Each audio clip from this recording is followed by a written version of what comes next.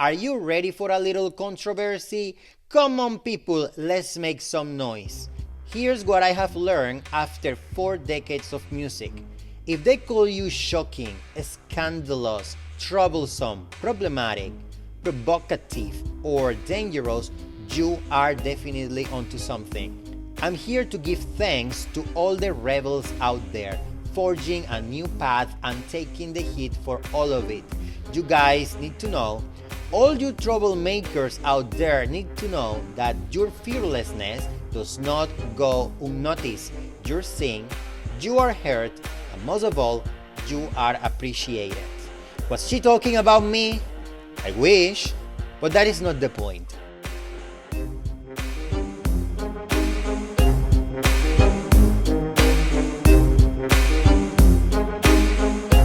Hi, welcome back to Judas Of Disturbia, and this is actually episode 20. What a fantasy! I am Raf, and this episode is part 2 of 3 parts of my Madonna's first Rolling Stone cover special episode, in which I am basically talking about the first time Madonna was on the cover of Rolling Stone magazine. So basically, let's go back again to November 22, 1984, almost 39 years ago, and let's keep exploring the interview that Chris Connelly did to Madonna at a French restaurant at New York's East Village, and that ended up being the first of over 20 times the Queen of Pop has been on the cover of Rolling Stone so far. I already talked about the picture by Steve and myself, Madonna's family, her ballet teacher, her first album, her take on eroticism, her suggestive music videos, and many other things she talked about in this interview. In the first part of this interview, we started by going from New York's West Village to the East Village to Soho, and in this one we are starting going to Michigan. But first, let me make a quick note here. At the end of this episode, I will be talking about Madonna's participation at the 2023 Grammys and all the controversy it generated. Back to the Rolling Stone article, let me tell you this fascinating story. In the previous episode, we ended on Chapter 6, now it's time for Chapter 7, University of Michigan. In 1976, a 17-year-old Madonna graduated from Rochester Adams High School, a high school in Rochester Hills, Michigan. Her grades were not excellent, they were average but pretty solid, and her dancing skills were visible already. She had already a few years on ballet at this point, so she got a scholarship to the University of Michigan Dance Department and she went there. But first, you have to visualize the Madonna of this era. Let's talk about the Madonna look back in 1976. This is not the blonde Madonna she was when she released her first album. This is the black hair Madonna that she has also been so many other times. Her hair is short and spiky. I am not sure about this, but I think she has a pixie short hairdo. This hairstyle had been popularized by British supermodel Twiggy 10 years prior to the years of Madonna at college in Michigan, and it was still popular. In fact, it is still popular. About these times, Madonna talked about how she basically poured herself in poems of, quote, any really depressed women, end quote, like Anne Sexton and Sylvia Plath. That's a clue that may also make you understand the complex persona she has developed, that has never been only a celebration of happiness and freedom, but also a celebration of her dark side, which we all have. Of course, since she was on a dancing scholarship and she was trying to learn anything available for her that could be beneficial for her back then starting career, she was attending her ballet classes. Again, pretty strict and technical classes. Madonna was of course the rebel of this program, but I will talk more about that in a few minutes. One thing that I want to say is that by my own experience in dancing, which is close to none, I have noticed that ballet is a great way to start dancing any style because it gives you those really defined, refined, and elongated lines that look so good and professional in any type of dancing. When you see Madonna's performances, for example, her Super Bowl performance, which was full of arm and leg formations inspired by Roman and Egyptian culture, I guess, and she seems to be portraying a version of Cleopatra, you can see how technically gorgeous her lines are. She's such a great dancer, and I think ballet was the key for her to get to that level. Also look at Jose Gutierrez, aka Jose Extravaganza, who has worked with Madonna through the years, especially in the Blonde Ambition era. It was his ballet training what gave him those pretty technical and refined lines that made him take his voguing to where he took it, to the stratosphere. And I think that it is possible that Madonna connected with his dancing because they both came from the classical dancing world. Chapter 8. Rebel Heart. In this interview, Chris talks about a former classmate of Madonna on her ballet era. This person starts recalling a few episodes of Madonna in these times. She remembers how one time they had to perform a very technical and posture perfect Grand Plie exercise, and Madonna ended up farting. Imagine the face of that ballet teacher. And no, it is not the same ballet teacher we talked about in the previous episode. And this former ballet classmate of Madonna also recalls a time in which in a hot day Madonna was being really vocal about the heat and how she couldn't understand why she had to wear a leotard and not only a bra. About this, Madonna says, laughing, quote, "I was a real ham. I did everything I could to get attention and to be the opposite of everyone else. I would rip my leotards and wear teeny little safety pins. And I would run my tights. I could have gone to a nightclub right after class," end quote. So Madonna was actually a punk lost in a ballet studio. What a fantasy! But also, do you see how she was so clear about the business even back then?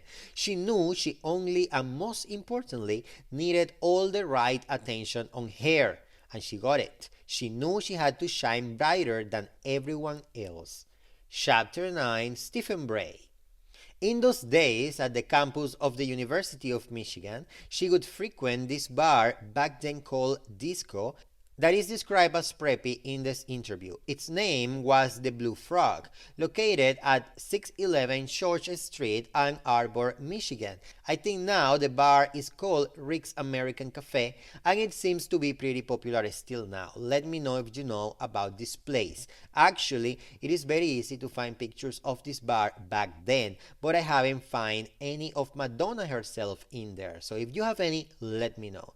In 1977, a year after Madonna went to the University of Michigan, disco music was the thing.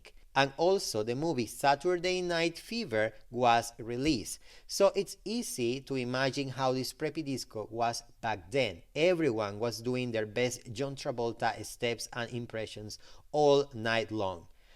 And this music left a mark on her. Remember how in 2005, 30 years after these disco days, she released her album, Confessions on a Dance Floor, which in general terms and without getting into details on the influences is a disco album that left a mark on my generation. One night, Madonna was in the center of these people, and you can imagine she was the queen of the dance floor at the Blue Frogge already. 19-year-old Madonna was obsessed with dancing. And then she sees a guy, one of the waiters. In this interview, he is described as this sophisticated, cool, clever black guy. He was 2 years older than Madonna. His name is Stephen or Steve Bray. She describes him this way. Quote, "He was real cute, someone all soulful and funky looking, you couldn't help but notice. First time in my life I asked a guy to buy me a drink," end quote. With all these descriptions, you can easily imagine the guy. He was a whole vibe, and of course Madonna was impressed. And then, to impress her even more, he was a musician. the drummer of an R&B band that was on the lounge circuit. You know, those circuits in which clubs and bars want bands to perform a few nights a week to attract the crowd, and the bands do it for exposure and maybe some money. And those bands go rotating themselves in a circuit from club to club in an area, I guess. The guy did buy Madonna the drink and she started hanging out with him and the band. She would go to many of their gigs. In this part of the interview, Chris doesn't leave clear if Madonna and Steve were together, like in a relationship, but I think it's implicit. Steve was captivated too. He thought she was not only beautiful, but he also loved how lively, courageous, determined, and free this dancing girl was. And he was really impressed by her true charisma. He says, quote, "She wasn't really a musician back then. She was just dancing. She stood out, quiet. Her energy was apparent. What direction she should put that energy in hadn't been settled, but it was definitely there," end quote. But we know Madonna was not going to stop her journey for any guy, no matter who it was. She left college after 5 semesters at the University of Michigan, and she left Steve too. It was time to go to New York. The bird had to keep flying. About this, she says, quote, "Those were good days, but I knew my stay at Michigan was short term. To me, I was just fine-tuning my technique. Looking back, I think that I probably did, talking about Steve, make him feel kinda bad. But I was really insensitive in those days. I was totally self-absorbed." End quote. I am sorry for what I'm going to say, but you can't build Madonna's career without being at least a little self-absorbed. That's what people doesn't understand sometimes. Years later, Steve would come back into Madonna's life, but we will talk about that in the next episode. Now, he is still a drummer, a songwriter, and a record producer for many people. In 2017, 40 years after the night he met Madonna at the Blue Frogge, he won the Grammy for Best Musical Theater Album for his work as a producer for the Color Purple musical revival album, where he was also a part of the team which created the music and lyrics years before. You can see a video on YouTube of the moment he is accepting the award at the Grammy ceremony with Cynthia Erivo and the rest of the cast and producers of this version of this iconic musical. Chapter 10, New York City.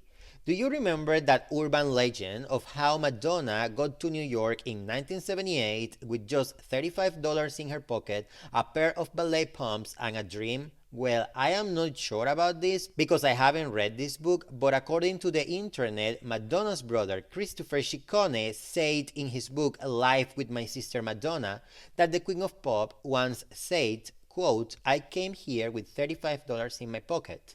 It was the bravest thing I had ever done," end quote. And he said she was lying, or kind of lying, I guess. I honestly don't know if she actually said this in an interview or ever. As I always say, everything I say in these episodes is allegedly, and also all this content is based on the person's own words. And since I wasn't able to find an interview from herself saying this, but from a book she doesn't support, as I understand, I am not sure what to think here. If you know for a fact that she said this, please let me know what you know. Send me a link, something, leave a comment about this. One thing that I am sure of is that Christopher, and now I am talking about Chris Connelly from Rolling Stone, and Madonna did not talk about this on the interview I am talking about here. Or at least these $35 were not mentioned at all in here, not in the digital version I am reading today. Remember that in the description there is a link to the interview I read. You can go read it after you finish listening to this podcast episode. Also remember to please add my podcast to your favorite ones, share it, comment, give me a positive review, and leave me 5 stars everywhere possible. It will be really appreciated. Going back to NYC, what was for sure mentioned in this piece was that soon after Madonna got there, she apparently got a work/study scholarship. This would be the second scholarship we're talking about in this episode.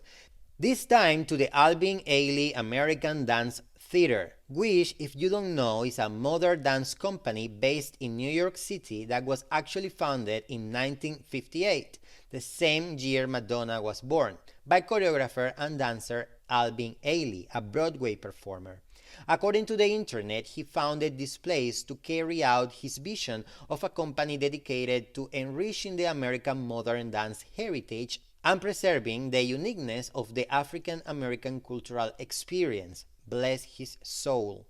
Pretty soon after that, she got the opportunity to take classes with their third company, which I am not sure, but seems like it was a huge deal, and that it was pretty weird for a new student to get this opportunity. I guess they appreciated Madonna's potential back then and there. I think in this group they were able to perform in some shows, but I'm not sure. What is important here though is that this place was the first place where she found people as driven as her. She found other Madonnas full of dreams, hard workers, and with real dedication, as her.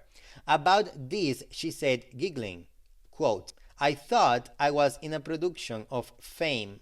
Everyone wanted to be a star," end quote.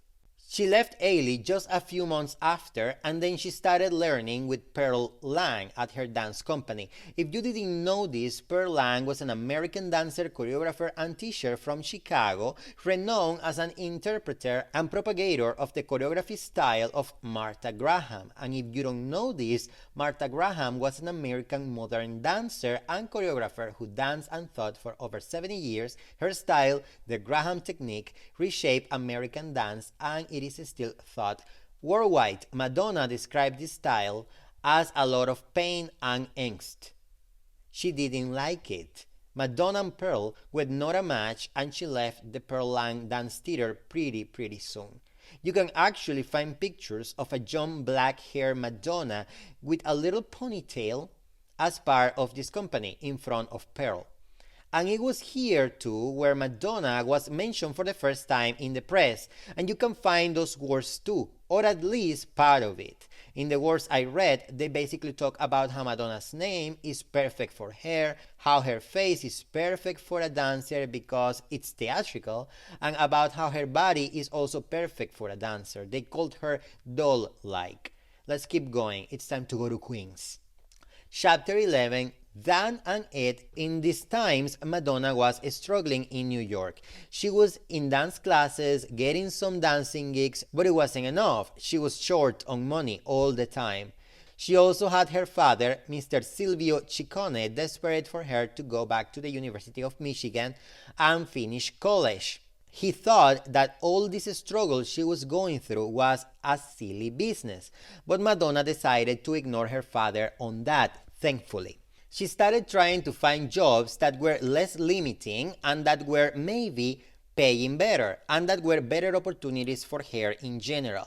And this is the part of the story where she expands her own horizons. She started looking for gigs in which she could not only dance but also sing, something she hadn't done before. And during these times, she met this kind, shy, humble guy, I guess. His name is Dan Gilroy, a musician. He was pretty different from all the guys she had met before, and she liked that. He wasn't trying to be that hip, cool guy everyone was trying to be. He was from Queens, and he was living with his brother Ed, who was also a musician. They were also comedians, I think. They had an act in which they played two characters named Bill and Gil. They had rented an abandoned synagogue in Corona, in Queens, where they were living and also rehearsing. I guess they were trying to form a band. Madonna had met Dan at a party and they were a match. She spent a couple of days with him at the synagogue. About this short time with Dan, he stuck a guitar in my hand and tuned it to an open chord so that I could strum. That really clicked something off in my brain. End quote. She instantly cut her dance classes to only one class a day. She was already trying to expand her skills. Not only she wanted to dance now, but also sing. And now, after she met Dan, what if he could teach her to play the guitar? She could add that to her resume too. Chapter 12, Born to be Alive in Paris? Pretty early in her relationship with Dan, and while looking for these better gigs, she got what at the time seemed to be the biggest, greatest opportunity she had ever had. She booked a gig to go to Paris to be a dancer and background singer for Patrick Hernandez. And in case you don't know this, Patrick Hernandez is a French singer who had a worldwide hit with Born to Be Alive in 1979. I first have to say that Chris Connelly doesn't talk pretty nice of Patrick in this interview. He calls him a lunk and he says he was lucky his song was a hit. He calls the song forgettable. I don't know a lot of Patrick. I don't know what the narrative is and what's here. And yes, he didn't have any more hits after that one, I think. But I don't think Born to Be Alive is a forgettable song at all. A lot of people, I'm sure, doesn't know the song. But once you know it, it is not forgettable. It is an incredible dance hit. And a lot of people who made that song a hit back in 1979 still remembers it and still wants to dance to it. That song works even now, more than 40 years after it was a hit. I was born 8 years after that and I love the song, as well as many other young people who weren't alive back then. Also, I have to mention that in YouTube you can find a couple of videos of this era. In the official video for Born to Be Alive, you can see not only an incredibly stylish Patrick Hernandez, but also a short black hair Madonna Louise Ciccone, clearly. She is the one dancer who is dancing solo ahead of the other line of dancers. She is the lead dancer. Go and check the video after this episode if you haven't, but be ready to have a party because that song is a party on its own. This opportunity was huge for a then struggling Madonna. This paid gig that could give her such exposure included an apartment in Paris for the time she was going to be there, also a maid, a voice coach, and even career coaches to guide her on her own artistic journey. She couldn't believe she had got such a big opportunity. She was so happy she had been finally noticed. All her hard work and determination had been worth it, so she didn't break up with Dan, but she left him at the synagogue in Queens and left to Paris. When she got to France, she got all the things promised to her, but they weren't as good as she had thought. First, they emulated in Paris her. No one would talk to her in English, not even the maid. So you can imagine the career coaching was a joke, because she wasn't able to have a conversation with the coaches. Apparently, they expressed they wanted to turn her into the next Edith Piaf. I guess they got inspired by her dark hair color. But she couldn't understand how was she going to be the next Edith Piaf if she wasn't French and she wasn't writing any music. She wasn't happy there. She went from being a struggling dancer in New York City to still be a struggling dancer in Paris. Because she wasn't free now. She felt confined and lonely in that apartment and overall miserable. In fact, she had a better place to live now. So she actually was feeling as a poor little rich girl, as she said it herself. Let's quote her again. Once again, I was forced into the role of enfant terrible. All I wanted to do was make trouble because they stuck me in an environment that didn't allow me to be free. End quote. So she did what she has always done the best, rebel. Is this the reason why she was such a match made in heaven with Jean-Paul Gaultier, the ultimate enfant terrible, years later? Chris and Madonna talk about many rebellious things she did back then, like eating 3 desserts and no entree at dinner. She left one time with a Vietnamese guy in a motorcycle. She left to Tunisia once with some people from the Patrick Hernandez Tour. She went dancing to clubs, which is not really a rebellious thing. That is just one of the most Madonna things you can imagine back then. And she also went swimming in a one-piece body stocking.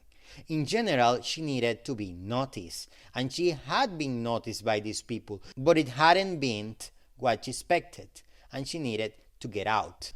At the same time, she had Dan sending her letters from Queens. She says, quote, "He was my saving grace. His letters were so funny. He had painted a picture of an American flag and write over it, like it was from the president. "We miss you. You must return to America. He really made me feel good." End quote. And I'll tell you what, I don't know how I feel about this. I understand you miss the girl you met very recently, but this is an opportunity for her that maybe wasn't that great, but it was still pretty good. And she was struggling, contemplating if she should abandon the whole Patrick Hernandez tour. At some point, this type of letters can help you, make you feel better, as Madonna said. But if you tell a person who is struggling somewhere else, missing her country, her people, and maybe you, don't tell her the country misses her. You could make her miss even more. Maybe tell her to stay strong for a little longer, maybe? I don't know. That's just my opinion. You wanted her to come back to you? For what? For rehearsing? For rehearsing what? She wasn't a part of the band with you and your brother back then. He kinda never really accepted her as part of it. So what did you want her back for? To be next to you while you build your career? Well, that's not the type of woman Madonna is. I already said that on the previous episode. I guess the Breakfast Club, or some idea of it, was already in Dan's mind. He's maybe a great guy, but at the time she was in Paris, they had nothing, and that's what's weird to me. He wanted her to come back from this good job in Paris to no job in Queens. I don't know. I'm talking based on what I am reading only in this interview, and maybe I am misjudging the guy and assuming a lot of things which we should never do, and I am very sorry for doing that.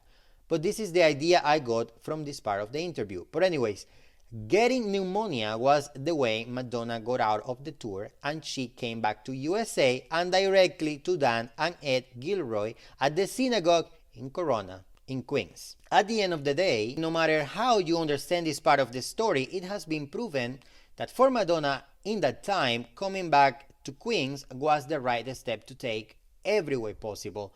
But I will keep talking about that in the next episode. And that is enough Rolling Stone for the day.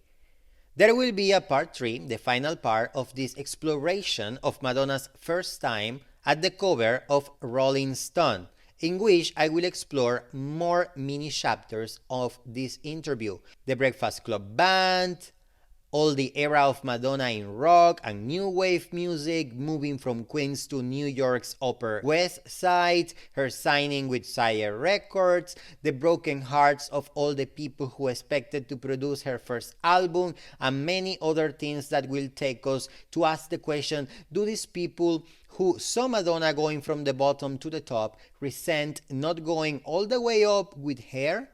Did she take advantage of any of them? Now I want to mention Madonna's participation at the Grammys this past weekend. She wore a vintage Thierry Mugler suit with a whip, and she looked amazing. It also looks like she had a lot of fun in there.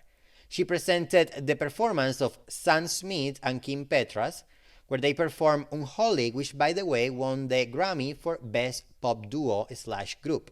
I know this performance was pretty controversial, but I won't talk about it. This is not what this episode is about. However, I will always be on the side of the freedom to express yourself if you are not hurting anyone directly. You should all know that about me. It is not uncommon for me to quote Madonna in this podcast. So here we go again with some of the words of her presentation speech. Quote, "Are you ready for a little controversy? Come on people, let's make some noise. Here's what I have learned after 4 decades of music.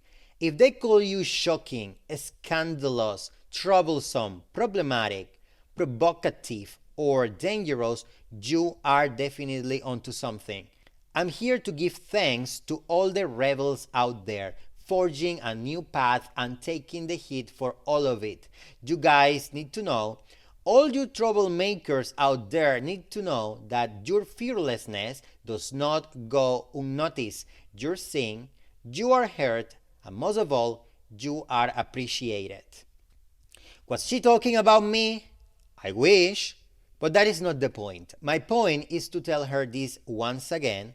Your fearlessness does not go unnoticed. You are still seen, Heard and appreciated, Madonna. Very, very appreciated. Thank you.